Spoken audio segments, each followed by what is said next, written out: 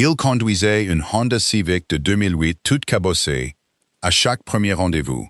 Son compte en banque se chiffrait en milliards, mais son cœur avait une seule règle: pas de profiteuse près de sa fille. Il pensait que le coup du père Fauché était infaillible. Puis son rendez-vous est parti, et la serveuse lui a versé un café gratuit. Henry Ward était le propriétaire de l'immeuble.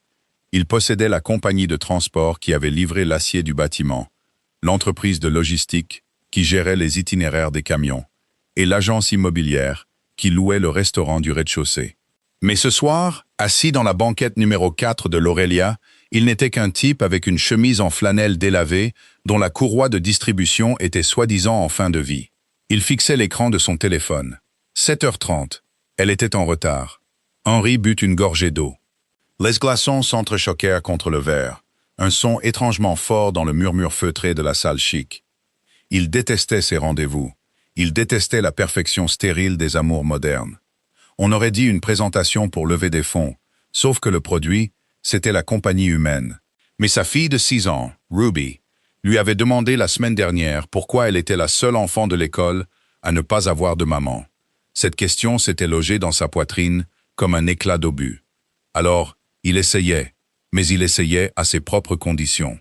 5 ans plus tôt, l'ex-femme d'Henry avait touché un accord colossal, le laissant avec la garde principale et une prise de conscience amère. La richesse déformait tout. Elle transformait l'affection sincère en une transaction. À cause d'elle, les gens le voyaient comme un distributeur de billets ambulant, un filet de sécurité, un raccourci. Il n'allait plus jamais laisser quelqu'un le regarder de cette façon.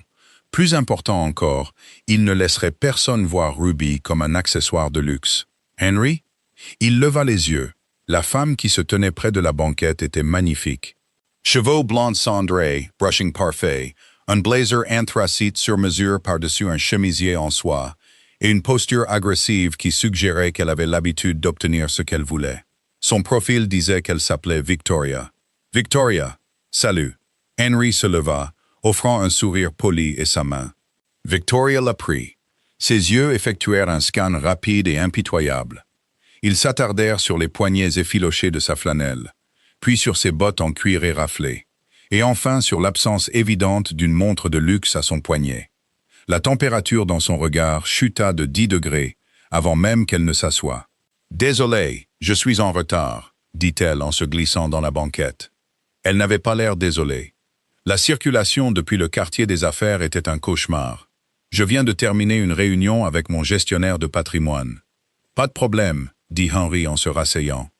Je viens juste d'arriver. La vieille Civic a mis un peu de temps à démarrer. Une Civic? Victoria sourit, mais son sourire n'atteignit pas ses yeux. Vintage? Juste vieille, dit Henry joyeusement. Le serveur apparut, leur tendant les menus et la carte des vins. Victoria n'ouvrit pas la sienne. Je prendrai un verre de Cabernet, le 2018. Elle regarda Henry. Et vous? Juste de l'eau du robinet. Ça ira pour l'instant, dit Henry. La mâchoire de Victoria se crispa. Elle croisa les mains sur la nappe blanche. Alors, Henry, votre profil dit que vous travaillez dans la logistique. C'est exact. Gestion d'itinéraire, principalement. Ce n'était pas un mensonge. Il se trouvait juste qu'il gérait les gens qui géraient les itinéraires de 3000 camions. Fascinant, dit-elle d'un ton neutre. Y a-t-il des perspectives d'évolution? Je veux dire, mon dernier petit ami était directeur régional pour une boîte de tech. Et même lui avait du mal avec le coût de la vie dans cette ville. Henry se pencha en avant, posant ses coudes sur la table. Il savait exactement où cela menait. Ça menait toujours là. Ça paye les factures. Le loyer est cher, mais je m'en sors. La plupart de mes revenus partent dans les dépenses de ma fille. Les enfants, ça coûte cher, vous savez? C'est vrai. Vous avez un enfant. Victoria regarda la porte, puis de nouveau vers lui. Écoutez, Henry, vous avez l'air d'un type bien, mais je vais être honnête avec vous. J'ai 32 ans. Je cherche un partenaire, un égal. Quelqu'un qui peut suivre mon style de vie, pas quelqu'un qui... Elle fit un geste de la main vers sa chemise. Tire le diable par la queue. Je comprends, dit Henry. Il garda une voix parfaitement calme. Ça piquait, même s'il avait lui-même orchestré ce rejet. C'était le manque total de grâce qui l'atteignait toujours. Le serveur arriva avec le vin de Victoria. « Êtes-vous prêt à commander ?»« En fait, Victoria se leva, jetant son sac de créateur sur son épaule. « J'ai un imprévu. Je dois y aller. » Elle jeta un billet de 20 $ sur la table pour payer son vin. « Bonne chance, Henry. Essayez peut-être de réparer votre voiture avant d'essayer de réparer votre vie amoureuse. » Elle n'attendit pas de réponse. Elle tourna les talons et sortit, ses talons claquant sèchement sur le parquet. Henry resta seul dans la banquette numéro 4. Il fixa le billet de 20 $ posé à côté du verre de Cabernet cher et intact. Il sentit une lourde et familière lassitude l'envahir. Encore une soirée de perdu. Un autre rappel que les gens regardaient rarement au-delà des apparences. Il fit signe au serveur d'apporter l'addition pour le vin. Mais la personne qui s'approcha n'était pas le jeune homme en gilet qui les avait servis.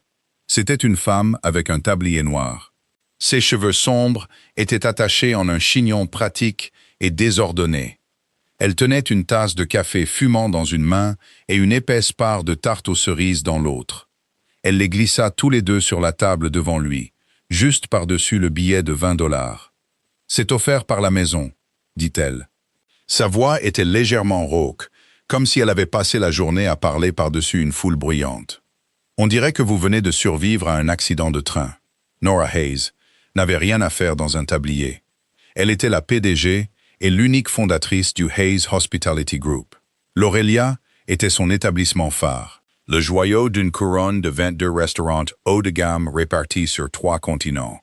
D'habitude, elle était dans la salle de réunion vitrée au 40e étage de son siège social, à décortiquer les marges de profit et à virer les vice-présidents qui ne savaient pas lire un bilan. Mais aujourd'hui, elle débarrassait les tables. Le directeur général de l'Aurelia avait été surpris en train de détourner des alcools de luxe pour sa propre entreprise de traiteur. Nora n'avait pas envoyé les ressources humaines. Elle avait conduit elle-même jusqu'au restaurant, était entrée dans son bureau à 4 heures de l'après-midi et l'avait renvoyé sur le champ. Comme le restaurant manquait de personnel et faisait face au coup de feu du vendredi soir, Nora avait fait ce qu'elle faisait toujours quand tout s'effondrait. Elle avait retroussé ses manches et était montée au créneau. Elle avait commencé son empire comme commis de cuisine. La salle ne lui faisait pas peur. Depuis 3 heures, elle servait les plats, versait de l'eau et observait le chaos absolu du comportement humain qui était un service du vendredi soir. Et elle avait gardé un œil sur la table 4. Elle avait vu le type à la chemise en flanelle arriver en avance. Elle l'avait vu vérifier nerveusement son téléphone. Quand la femme au blazer est arrivée, Nora a immédiatement reconnu son genre. Nora vivait au milieu de ces gens. Les obsédés du statut, les arrivistes, les gens qui calculaient la fortune d'une personne avant même d'apprendre son nom de famille. Elle a regardé la femme le disséquer, le rejeter et partir. Nora sentit une soudaine et violente pointe de colère pour lui. Elle avait pris un café frais et une part de la tarte aux cerises de réserve de la cuisine, s'approchant avant que le serveur habituel ne puisse déposer l'addition. « C'est offert par la maison », dit Nora, en posant la nourriture. « On dirait que vous venez de survivre à un accident de train. » L'homme leva les yeux. Ses yeux étaient d'un bleu clair surprenant, contrastant avec sa barbe naissante et sombre sur sa mâchoire. Il n'avait pas l'air humilié. Il avait juste l'air terriblement fatigué. « C'était si évident que ça ?» demanda-t-il, un sourire ironique au coin des lèvres. « J'ai vu des gens plus heureux lors de contrôles fiscaux, » dit Nora, en sortant un chiffon humide de son tablier et en essuyant le côté vide de la table, s'attardant un peu plus que nécessaire. « Laissez-moi deviner, vous n'avez pas atteint ces objectifs trimestriels ?» Henry eut un petit rire, un son sincère et profond qui le surprit lui-même. Quelque chose comme ça. Je crois que ma flanelle était une violation de sa marque personnelle. Nora s'arrêta, posant ses mains sur le dossier de la chaise vide. Les gens sont horribles. Si ça peut vous consoler, elle a commandé un cabernet qui a le goût de terre chère, juste parce que c'était le 3e plus cher de la carte. En fait, ça me console vraiment, dit Henry. Il attira la tarte vers lui et prit une fourchette. Je m'appelle Henry, au fait, Nora. Merci pour la tarte de pitié, Nora. Ce n'est pas une tarte de pitié. C'est la tarte, le capitalisme est une arnaque, et les rencontres modernes sont un cauchemar. Savourez-la. Elle commença à se détourner, mais quelque chose la fit hésiter. C'était peut-être le manque total d'ego qui émanait de lui.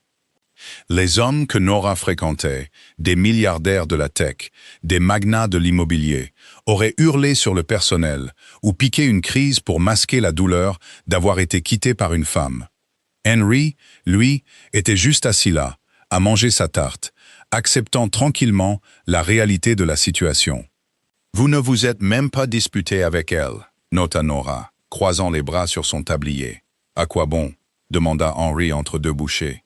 Elle voulait un type avec un portefeuille d'actions. Je suis un père célibataire qui essaye de faire rouler une vieille Honda. Nous sommes sur des planètes différentes. J'aimerais juste que... Sa voix s'éteignit, alors qu'il fixait la tasse de café. Que quoi? J'aimerais que les gens veuillent savoir qui vous êtes, pas ce que vous pouvez faire pour eux, dit Henry doucement. Il leva les yeux vers elle, la regardant vraiment pour la première fois. Nora sentit une soudaine et étrange oppression dans sa poitrine. C'était exactement ce qu'elle pensait, chaque jour. Elle était entourée d'hommes qui voulaient fusionner leurs actifs, qui voulaient le prestige d'être vue avec la PDG de Hayes Hospitality. Aucun d'eux ne la voulait, elle. Il voulait l'empire. Elle regarda la flanelle usée d'Henry et ses mains calleuses. Elle supposa qu'il avait un travail d'ouvrier éreintant, qu'il se cassait le dos pour nourrir son enfant. Et pourtant, il était là, demandant exactement la même décence humaine fondamentale dont elle-même mourait d'envie, tout en haut de la chaîne alimentaire économique. « Oui, » dit Nora doucement, « je sais exactement ce que vous voulez dire. Ça doit être dur pour vous aussi, » dit Henry, en désignant le restaurant animé. « Debout toute la nuit, à gérer des gens comme mon rendez-vous. C'est épuisant, » dit Nora. Ce n'était pas un mensonge. Elle était épuisée jusqu'à la moelle, mais pas pour les raisons qu'il imaginait. Mais on fait ce qu'on a à faire. Pour les enfants, devina Henry. Pas d'enfants, juste beaucoup de responsabilités. Nora offrit un petit sourire sincère. Finissez votre tarte, Henry. Restez aussi longtemps que vous voulez. La table 4 est à vous. Elle s'éloigna, sentant son regard sur son dos. Pendant le reste de son service, tout en naviguant entre les chefs qui hurlaient et les clients exigeants, le regard de Nora revenait sans cesse vers la table 4. Henry resta 1 heure de plus. Il but son café, laissa un billet de $50 sous l'assiette pour payer la tarte qu'elle lui avait offerte, puis il sortit dans la nuit froide. Quand Nora débarrassa enfin sa table, elle trouva le billet de 50. En dessous, il y avait une serviette en papier. Un message y était écrit à l'encre noire, d'une écriture soignée et architecturale. « Je sais que vous êtes occupé, mais si jamais vous voulez un café que vous n'avez pas à servir vous-même, 555-0198. Henry. » Nora fixa la serviette. Un père célibataire fauché venait de lui laisser $50 de pourboire et de l'inviter à sortir. Elle devrait la jeter. Elle n'avait pas le temps pour une relation, encore moins une relation bâtie sur l'énorme mensonge par omission qu'elle vivait actuellement. Elle plia la serviette et la glissa dans sa poche. 3 jours plus tard, Henry était en sueur. Il se tenait devant le miroir de sa salle de bain, dans la suite principale de son penthouse, examinant son reflet d'un œil critique. Il avait rendez-vous dans 45 minutes avec Nora. Il ne s'attendait pas à ce qu'elle envoie un message. Les serveuses qui gèrent les mauvais pourboires et les longs services n'ont généralement pas l'énergie de divertir les pères célibataires fauchés, mais elle l'avait fait. Son message avait été bref, vif et drôle. « J'ai une politique stricte contre le fait de sortir avec des clients. Mais comme vous étiez à peine un client, je ferai une exception. » Jeudi, il s'était torturé l'esprit pour savoir où l'emmener. Il ne pouvait pas l'emmener dans un endroit chic. Ça grillerait sa couverture. Mais il ne voulait pas non plus l'emmener dans un endroit bon marché et horrible. Il voulait l'impressionner, pas la déprimer. Il a finalement opté pour El Camino, un stand de tacos authentique et délabré de Oaxaca, dans une zone industrielle près des voies ferrées. On ne pouvait payer qu'en espèces. L'endroit était éclairé par des néons vacillants et on y servait le meilleur al pastor en dehors de Mexico. C'était le genre d'endroit qu'un travailleur connaîtrait et adorerait. Il prit ses clés, embrassa Ruby endormie sur le front, donna ses instructions à Brenda, la babysitter, et prit le monte-charge jusqu'au garage pour pouvoir se glisser discrètement dans la Honda Civic garée à côté de son Aston Martin. De l'autre côté de la ville, Nora procédait à son propre changement de costume frénétique. Elle se tenait dans son dressing sur mesure, ignorant les portants de Tom Ford et de Chanel. Elle avait besoin de quelque chose de normal. Quelque chose qu'une femme qui enchaîne les services porterait un jeudi soir. Elle a finalement déniché une simple robe en coton noir qu'elle avait achetée des années auparavant, l'associant à une veste en jean et de simples baskets en toile. Elle a essuyé son maquillage cher et subtil et a appliqué un mascara et un baume à lèvres basique de supermarché. Elle se regarda dans le miroir. Elle avait l'air fatiguée. Elle avait l'air normale. Elle prit l'ascenseur privé jusqu'au garage souterrain. Son chauffeur, un ancien militaire stoïque nommé Thomas, attendait près de la Maybach blindée. « Où allons-nous, mademoiselle Hayes ?»« Dans le quartier de la gare, Thomas. Mais vous devez me déposer 3 rues avant, et ne me suivez pas. » Thomas n'essaya pas. Compris. Quand Nora arriva à El Camino, l'odeur de porc rôti, de cumin et de fumée de bois la frappa comme une force physique. L'endroit était une cabane, à peine debout, entourée de chaises en plastique et de tables pliantes bancales. C'était magnifique. Henry se tenait près du guichet de commande. Il la vit approcher et son visage s'illumina. Le soulagement et le plaisir sincère dans son expression provoquèrent une étrange pirouette dans l'estomac de Nora. « Tu es venu, » dit-il en s'avançant. Il n'essaya pas de la serrer dans ses bras. Il se contenta de lui sourire. « Je t'avais dit que je viendrais, » dit Nora en regardant autour d'elle. « Cet endroit est incroyable. Comment l'as-tu trouvé? »« Les chauffeurs de camions, » dit Henry facilement. « Les gars que je gère au travail, ils connaissent tous les meilleurs coins. J'espère que ça ne te dérange pas de manger dans des assiettes en carton. »« Henry, je passe ma vie à regarder de la porcelaine blanche. Les assiettes en carton, ce sont des vacances. » Ils commandèrent une 12aine de tacos à partager et prirent quelques sodas frais, s'asseyant à une table bancale près du bord du terrain, éclairée par un lampadaire. Le vacarme de la ville semblait lointain ici, remplacé par le grésillement du grill et le hachage rythmé de la viande. Pendant qu'ils mangeaient, la gêne initiale s'est évaporée. Ils étaient 2 personnes épuisées par les façades de leur vie quotidienne, sans se rendre compte qu'ils en portaient actuellement une autre. « Alors, Ruby, » dit Nora, en essuyant de la salsa sur son pouce. « Parle-moi d'elle. » La posture d'Henry changea. La tension défensive qu'il portait fondit. Elle a 6 ans et s'en donne 16. Elle a ce sourire avec une dent en moins qui pourrait négocier la paix dans le monde et un côté têtu qui me terrifie. Elle tient de son père, taquina Nora. Elle tient de sa mère, malheureusement, dit Henry, son sourire s'effaçant légèrement. Sa mère est partie il y a quelques années. Elle a décidé que la vie domestique n'était pas pour elle. Elle a changé de code postal et de tranche d'imposition. Je ne l'ai pas revue depuis. Nora arrêta de marcher. Elle entendit la dévastation silencieuse dans sa voix, non pas pour la perte de la femme, mais pour le rejet de son enfant. Cela confirmait tout ce qu'elle avait soupçonné de lui. C'était un homme qui avait été brûlé par l'ambition et la cupidité. « Je suis désolé, » dit Nora doucement. « C'est brutal. C'est comme ça. » Haussa les épaules Henry. « C'est pour ça que je suis prudent. Quand on sort avec quelqu'un en tant que parent célibataire, on ne risque pas seulement son propre cœur, on risque aussi le leur. Je ne peux pas faire entrer quelqu'un dans la vie de Ruby qui cherche juste un tremplin. J'ai besoin de quelqu'un de vrai, quelqu'un qui sait ce que signifie vraiment travailler pour obtenir quelque chose. » Il regarda Nora, ses yeux bleus scrutant les siens. « Quelqu'un comme toi. » La culpabilité, froide et vive, transperça la poitrine de Nora. Elle déglutit difficilement. Elle voulait dire, « Henry, je ne suis pas serveuse. Je vaux 3 milliards de dollars. La machine corporative qui t'a écrasé est la machine que je dirige. » Mais elle ne pouvait pas. Pas encore. Parce que la façon dont il la regardait, avec respect, avec une sorte d'admiration silencieuse, était enivrante. Il la voyait, elle.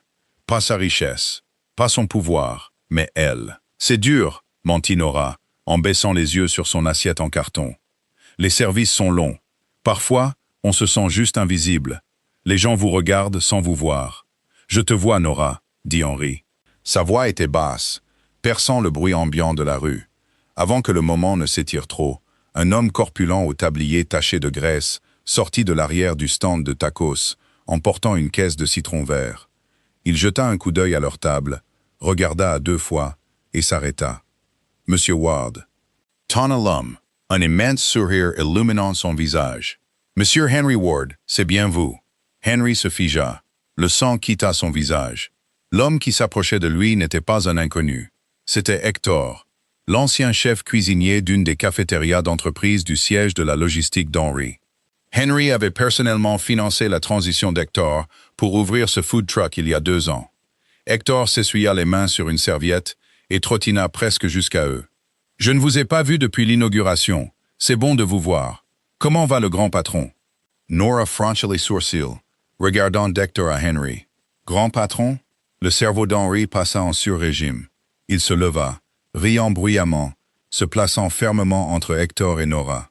Il attrapa la main d'Hector et la serra vigoureusement, assez fort pour communiquer un avertissement urgent. « Hector, super de te voir, mon pote. »« Ouais, le grand patron au bureau de la gestion des itinéraires va bien. Il me harcèle toujours pour les heures supplémentaires. » Henry força un rire, fixant intensément les yeux d'Hector. « Tu sais ce que c'est dans les cadres intermédiaires, à pousser des crayons, juste un gars normal qui essaye de gagner sa vie. » Hector cligna des yeux. Il regarda le regard intense d'Henry, regarda Nora, assise à la table dans sa veste en jean bon marché, puis de nouveau la chemise en flanelle effilochée d'Henry. Hector n'était pas stupide. Il comprit immédiatement. Oh, ouais, les cadres intermédiaires. Un travail terriblement dur de pousser des crayons. Hector se reprit en douceur, tapant sur l'épaule d'Henry. Bon, écoute mon pote, tout ami des cadres intermédiaires mange gratuitement ici. Laisse-moi t'apporter des churros en plus. Merci Hector, souffla Henry, se rasseyant alors que l'homme s'éloignait précipitamment. Nora l'observait attentivement. Tu connais le propriétaire? Ouais, mentit Henry, prenant une gorgée désespérée de son soda. Je l'ai aidé avec quelques itinéraires de livraison quand il a commencé, pour naviguer dans les lois de zonage commercial. Des petites choses. Nora sourit, la suspicion quittant ses yeux. C'est gentil de ta part. Juste un coup de main entre travailleurs, dit Henry, sentant une goutte de sueur couler le long de sa colonne vertébrale. Ils finirent leur repas et marchèrent les quelques rues jusqu'à l'endroit où la Civic d'Henry était garée. L'air était frais, la ville brillant contre le ciel nocturne. Ils marchaient près l'un de l'autre, leurs épaules se frôlant parfois. « Je peux te ramener ?» demanda Henry, en déverrouillant la portière passager de la Honda cabossée. « En fait, » dit Nora, sa propre panique montant. S'il la ramenait, il verrait que son point de dépose n'était pas un appartement délabré, mais l'entrée sécurisée d'un gratte-ciel de luxe. « Je rejoins une amie pour un verre près d'ici, une collègue. Elle a eu un service difficile. »« Oh !» dit Henry, essayant de cacher sa déception. « D'accord. La prochaine fois alors. »« La prochaine fois !» promit Nora. Elle se tint sur le trottoir et le regarda s'éloigner, les feux arrière de la Honda vacillant en heurtant un nid de poule. Elle attendit qu'il soit complètement hors de vue avant de sortir son téléphone et de composer un numéro. « Thomas, » dit-elle, « vous pouvez ramener la voiture. » En attendant dans le noir, Nora réalisa 2 choses très dangereuses. Premièrement, elle était terrifiée à l'idée de perdre cet homme. Deuxièmement, plus elle maintenait le mensonge, plus la vérité serait dévastatrice. Ils passèrent le mois suivant à exister dans un vide soigneusement construit. Henry et Nora bâtirent une relation sur des billets de cinéma en matinée, des journées gratuites au musée et de longues promenades le long du front de mer public. Ils mangèrent dans des food trucks et partagèrent des milkshakes dans des dîners. Pour tous les deux, c'était un soulagement terrifiant et exaltant. Pour la première fois en une décennie, personne ne leur demandait de capital risque, de conseils immobiliers ou un prêt. Mais les mensonges exigeaient une logistique brutale. Henry gardait sa Honda cabossée, garée à 2 rues de sa véritable résidence, un penthouse en verre brutaliste surplombant la ville. Il mettait des alarmes pour se rappeler d'enlever sa montre Patek Philippe à 200 000 $ avant chaque rendez-vous. Nora, quant à elle, faisait suivre son service de sécurité dans des berlines banalisées, restant exactement à 3 rues derrière. Elle acheta un téléphone séparé juste pour Henry, ignorant les appels frénétiques de son conseil d'administration sur son appareil principal, pendant qu'elle mangeait du popcorn rassis dans un cinéma à bas prix. C'était épuisant, c'était totalement insoutenable, et ils étaient complètement amoureux. Le point de rupture arriva un dimanche après-midi de fin octobre. Henry demanda à Nora de le retrouver au Centennial Park. Il n'est pas venu seul. Nora remonta le sentier pavé, les mains fourrées dans les poches de sa veste en jean bon marché. Le vent d'automne lui mordait les joues. Puis elle les vit. Henry était assis sur un banc en bois, en train de lasser la chaussure d'une petite fille, dans un manteau bouffant jaune vif. Ruby. Nora s'arrêta. Une angoisse lourde et froide s'installa dans son estomac. C'était une chose de mentir à un homme qui avait construit des murs pour se protéger. C'en était une autre de regarder sa fille de 6 ans dans les yeux, tout en vivant une fabrication. Henry se leva, son visage s'illuminant d'un large sourire sans défense. Il avait l'air nerveux. Il avait l'air plein d'espoir. « Nora » dit-il, tendant la main pour l'attirer dans une brève et chaleureuse étreinte. Il recula et posa une main sur l'épaule de la petite fille. « Voici Ruby. Ruby, voici Nora. » Ruby leva les yeux. Elle avait les yeux bleus perçants d'Henry, et une dent de devant en moins. Elle n'offrit pas de salutation polie. Elle fixa simplement Nora, avec l'évaluation terrifiante et sans ciller que seuls les enfants possèdent. « Papa dit que tu apportes de la nourriture aux gens », déclara Ruby. Nora laissa échapper un souffle qu'elle ne savait pas qu'elle retenait. Elle s'accroupit pour être à la hauteur des yeux de la fillette. « C'est vrai, je travaille dans un restaurant. Parfois, j'apporte aux gens des dîners très chics. Et parfois, s'ils ont de la chance, je leur apporte de la tarte aux cerises gratuite. »« Papa aime la tarte », nota Ruby. « Est-ce que tu aimes papa ?» Henry s'étouffa en riant, son cou devenant rouge. « D'accord, Rub, c'est... »« Je l'aime bien », interrompit Nora, sa voix ferme. Elle regarda par-delà Ruby, croisant le regard d'Henry. « Je l'aime beaucoup. C'est un homme bien. » Ruby sembla satisfaite de cette réponse. Elle tendit une petite main légèrement collante. « Tu veux voir les canards? Ils sont extrêmement agressifs aujourd'hui. » Pendant les 2 heures suivantes, Nora ne pensa pas à l'acquisition agressive du bâtiment Fulton, pour laquelle sa société se battait actuellement. Elle ne pensa pas aux marges trimestrielles, ni à sa prochaine réunion du conseil d'administration. Elle jeta du pain rassis dans un étang. Elle aida Ruby à grimper sur un toboggan en plastique. Elle regarda Henry les regarder, ses yeux doux et sans défense, l'armure cynique qu'il portait habituellement complètement dépouillée. C'était un père phénoménal, patient, présent et farouchement protecteur. « Dis-le lui !» cria une voix dans sa tête. « Dis-le lui tout de suite. Dis-lui que tu possèdes le restaurant. Dis-lui que tu vis dans une résidence ultra sécurisée. » Alors que le soleil commençait à se coucher, projetant de longues ombres dorées sur l'herbe, Ruby s'endormit sur le trajet du retour vers l'appartement d'Henry. Nora savait maintenant n'être qu'un point de dépose qu'il utilisait près d'une station de métro. Il se tenait sur le trottoir à côté de la Honda cabossée au ralenti. Les lampadaires s'allumèrent. « Elle t'a adoré », dit Henry doucement. Il s'approcha, traçant la ligne de la mâchoire de Nora avec son pouce. « Je savais qu'elle t'aimerait. Elle est incroyable, Henry. Tu as fait un travail formidable. » La voix de Nora tremblait légèrement. Le poids du mensonge l'étouffait. « Henry, il y a quelque chose que je dois. » Son téléphone prépayé vibra bruyamment dans sa poche. Elle l'ignora. « Quelque chose que tu dois quoi ?» demanda Henry. Son front se plissa d'inquiétude. Puis son téléphone sonna. Pas son téléphone personnel. L'appareil crypté qu'il gardait dans la poche intérieure de son manteau pour les urgences d'entreprise absolue. La sonnerie était aiguë et discordante. Il tressaillit. « Je dois prendre cet appel. C'est mon patron. Si je ne réponds pas, il réduit mes heures de travail. Je dois y aller de toute façon, » mentit Nora, faisant un pas en arrière. Le moment était passé. La lâcheté avait gagné. Mon manager m'appelle pour couvrir le service du dîner. Ils se tenaient là, 2 milliardaires sur un trottoir en ruine, se mentant l'un à l'autre sur des patrons qui n'existaient pas, terrifiés de perdre la seule chose réelle qu'ils avaient trouvée. Henry l'embrassa rapidement. « Demain ? Demain », promit Nora. Elle marcha 3 rues, tourna un coin et se glissa à l'arrière d'un SUV blindé.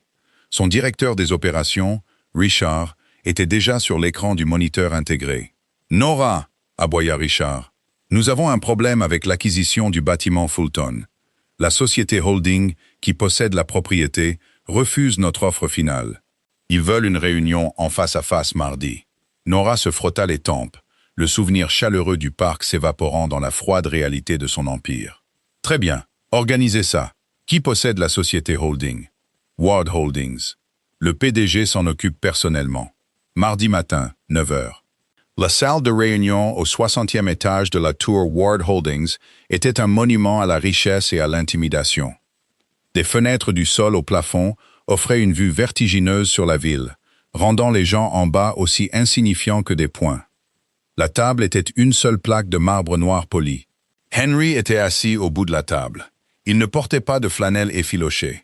Il portait un costume Tom Ford bleu nuit sur mesure, qui coûtait plus cher que sa Honda Civic.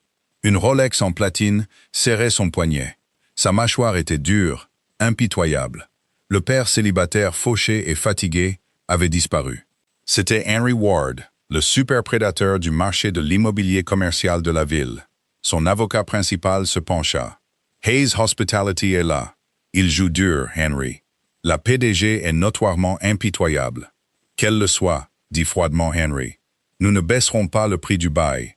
Soit elle paye le prix fort, soit elle construit son restaurant phare en banlieue. Les lourdes portes en chêne au bout de la salle de réunion s'ouvrirent. Henry ne leva pas les yeux immédiatement. Il étudiait le contrat de bail devant lui, tapotant un stylo en argent contre le marbre. « Monsieur Ward », dit une voix de femme. Le stylo arrêta de tapoter. La voix était rauque, familière.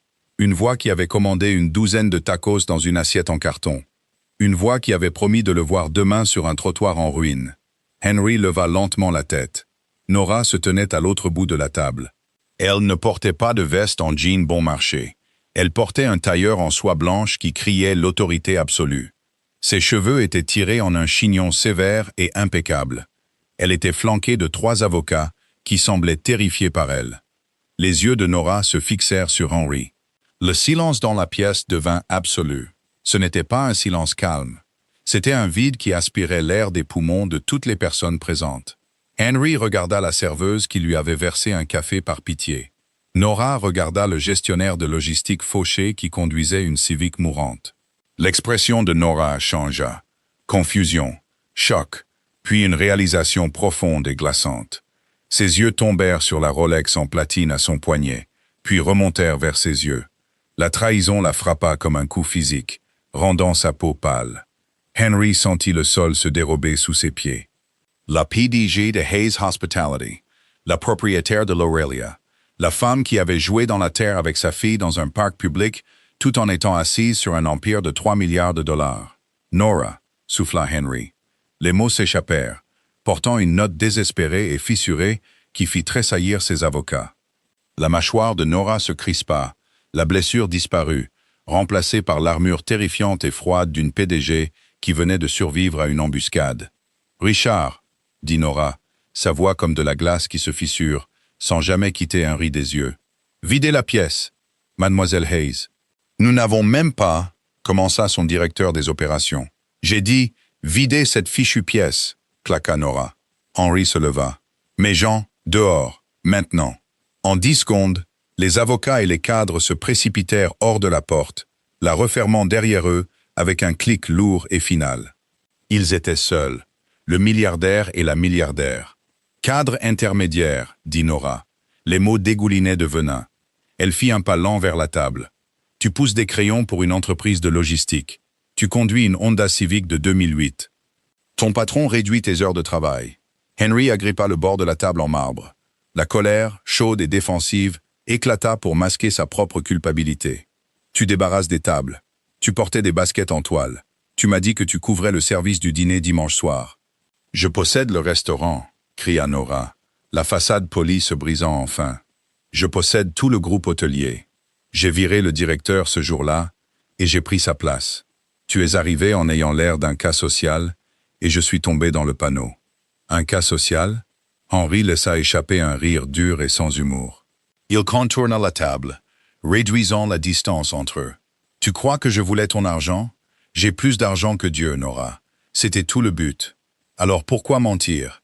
exigea Nora, sa voix résonnant contre les murs de verre. « Pourquoi jouer à ce jeu malsain? Tu m'as présenté à ta fille, Henry. Je me suis torturé pour savoir comment te dire la vérité, parce que je pensais que j'allais ruiner la vie d'un père célibataire travailleur. Parce que chaque femme que je rencontre veut Ward Holdings, cria Henry en retour. Mon ex-femme m'a plumé pour le style de vie. Chaque rendez-vous que j'avais était un entretien pour un fonds en fiducie. Je voulais quelqu'un qui me voulait moi, quelqu'un qui ne verrait pas Ruby comme un accessoire pour une carte de crédit noire. J'ai construit ce mensonge pour la protéger. Nora s'arrêta. Sa respiration était lourde, sa poitrine se soulevant et s'abaissant sous la soie coûteuse. « Et pourquoi as-tu menti ?» insista Henry, sa voix baissant, la colère se consumant en une douleur creuse. « Tu aurais pu me le dire au stand de tacos. Tu aurais pu me le dire au parc. Pourquoi as-tu continué à jouer la serveuse ?» Nora détourna le regard, fixant la ville en bas par l'immense fenêtre. Sa gorge se serra. « À cause de la façon dont tu me regardais. » Henry se figea. « Tu me regardais comme si j'étais une personne, » murmura Nora, le combat s'évanouissant en elle. Elle croisa fermement les bras sur sa poitrine, paraissant soudain très petite dans l'immense pièce stérile. « Les hommes ne me regardent pas comme ça. Ils me voient comme une fusion, comme une conquête. Quand j'étais juste Nora dans une veste en jean, tu me respectais, tu m'écoutais, tu m'as laissé un pourboire de $50 alors que tu prétendais être fauché juste pour embellir ma soirée. » Elle se retourna vers lui, une seule larme traçant un sillon dans son maquillage parfait. « Je ne voulais pas perdre ça. Je ne voulais pas redevenir un portefeuille d'action. » Henry la regarda. La colère avait entièrement disparu, laissant place à une clarté vive et profonde. Ils étaient exactement pareils. Deux cyniques, meurtris, et battus par un monde qui mettait un prix sur les liens humains, construisant des cages élaborées pour voir si quelqu'un les aimerait à travers les barreaux. Il combla la distance restante entre eux. Il se fichait de l'accord immobilier. Il se fichait des membres du conseil qui attendaient dehors. « Je ne faisais pas semblant quand je te regardais, » dit Henry doucement. « La flanelle était fausse. La voiture était fausse. Ce que je ressens pour toi ne l'est pas. » Nora leva les yeux vers lui. « Tu m'as menti pendant un mois. Tu m'as menti pendant un mois, » rétorqua-t-il doucement. « Tu me dois un nouveau contrat de bail pour la propriété Fulton, » dit-elle, sa voix vacillant légèrement. « Tu me dois de la tarte aux cerises gratuite pour le reste de ma vie. » Nora laissa échapper un rire étranglé, s'essuyant la joue. Marché conclu. Henry tendit la main, ses mains trouvant soigneusement sa taille, l'attirant à lui. Elle ne résista pas. Elle posa ses mains sur les revers de son costume Tom Ford, sentant le battement régulier et rapide de son cœur sous la laine coûteuse. « Plus d'armure, » dit Henry doucement. « Plus de fausses voitures, plus de téléphones prépayés. Juste nous, répéta Nora. Quand ils ouvrirent enfin les portes de la salle de réunion 1 heure plus tard, les cadres et les avocats attendaient dans un silence tendu. Ils s'attendaient à un bain de sang. Au lieu de cela, Henry et Nora sortirent côte à côte. « Le bail est signé », dit Nora à son directeur des opérations stupéfait.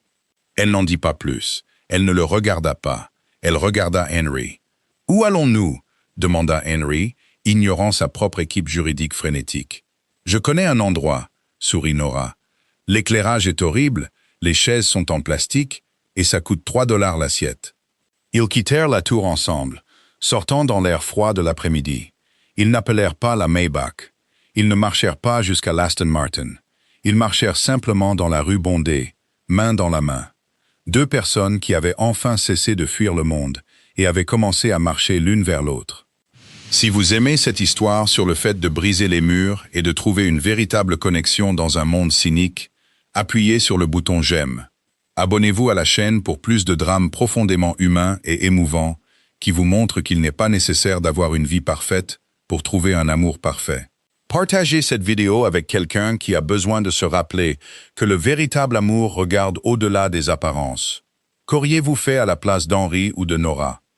Laissez un commentaire ci-dessous. Je les lis absolument tous.